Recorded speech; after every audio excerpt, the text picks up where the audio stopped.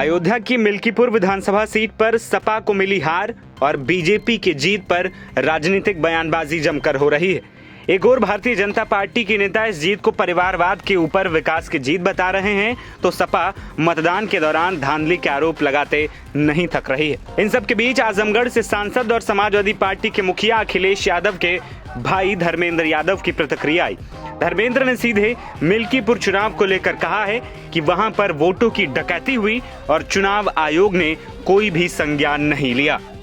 मैं इन चीजों में नहीं जाता। हाँ, मैं इतना जरूर कह सकता हूँ, मिल्कीपुर में डकैती डाली गई है वोटों की। 500 कंप्लेंट के बाद भी चुनाव आयोग ने एक भी कंप्लेंट पर कोई एक्शन नहीं लिया। खुलेआम वीडियो वायरल हैं, लोग कह रहे हैं कि हमने 6-6 वोट डाले हैं भारतीय जनता पार्टी को, और तरीके से पुलिस की वीडियो भी वायरल है, उस पर एक पर भी एक्शन नहीं किया आयोग ने। ये मुझे जरूर पता है, मिल्कीपुर की डकैती डाली गई है। लोगों की बहुत स्थिति खराब है, भूखे हैं, प्यासे हैं, महिलाएं हैं, बच्चे हैं, बुजुर्ग हैं, खाने पीने का इंतजाम नहीं है, पेट्रोल डीजल का इंतजाम नहीं है, लोग सड़कों पर रातें गुजार रहे हैं। आखिर यही इंतजाम था 100 करोड़ लोगों को न्योता देने का।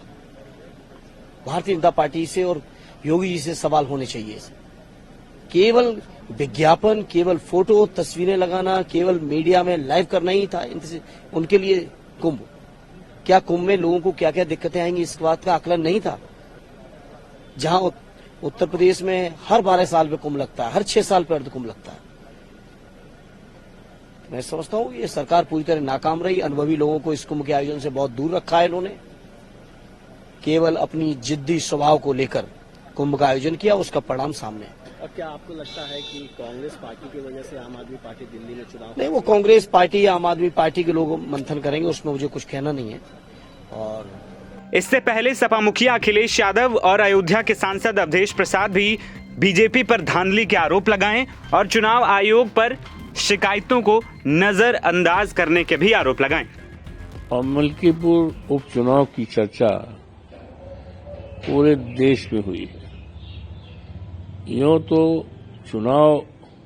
उपचुनाव था, मिल्कीपुर का चुनाव था, लेकिन चुनाव और मतगणना के पहले चर्चा पूरे देश में हो रही थी।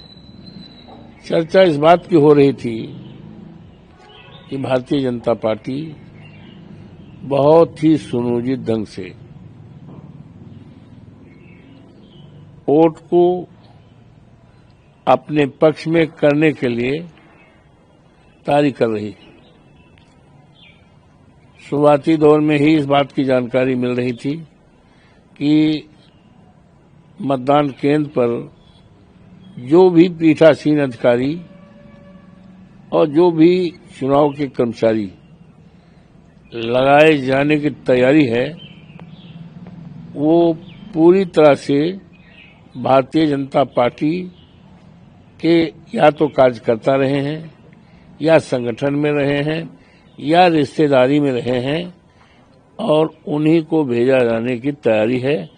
और पीडीए के किसी भी कर्मचारी को लगाने की तैयारी कौन कहे, उनको पूरी तरह से इग्नोर करके तैयारी किया गया। उत्तर प्रदेश की हमने आपने लूट देखी है। ये जो लोग एक विधानसभा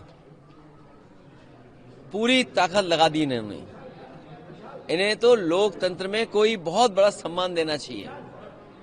लोकतंत्र में इन्हें सम्मान मिलना चाहिए। उन बीएलओ को सम्मान मिलना चाहिए जिन बीएलओ ने पर्ची नहीं पहुंचाई, नाम काट दिए समाजवादियों के।